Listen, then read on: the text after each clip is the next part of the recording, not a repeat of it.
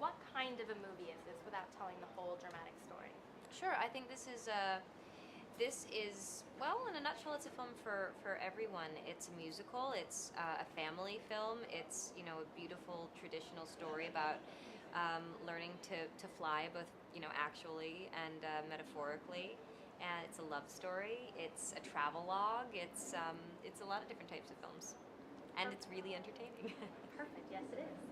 How is it working on an animated movie versus live action, specifically in terms of the casting? Like, you come into it with not knowing who everybody else is, so how does it then work when you find out who your co-stars are? I mean, that's actually true to live action and animated, that you don't always know who you're going to be acting alongside. But the biggest change in each one of them was, when you're doing live action, you do get to meet the rest of the cast, and you do get to interact with them and work with them. And in this situation, doing an animated film, you don't get to do that. In fact, I've just met some of the cast members for the first time in the past few days promoting the film.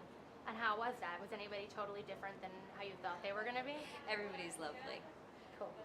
And talk about the music of this movie. It's kind of a character in and of itself, and it's an awesome one. So tell me about that a little. Well, Sergio Mendes is the executive music producer, and will.i.am does a few tracks. We have so many great musicians in this movie who have produced different songs and performed different songs. And Jermaine does a song as well, which I think might be one of the funniest things I've ever heard. And the music plays its own character in the film. I mean, Rio. When you think of Rio and you think of Brazil, you think of great music, and so the film definitely embraced that. Great.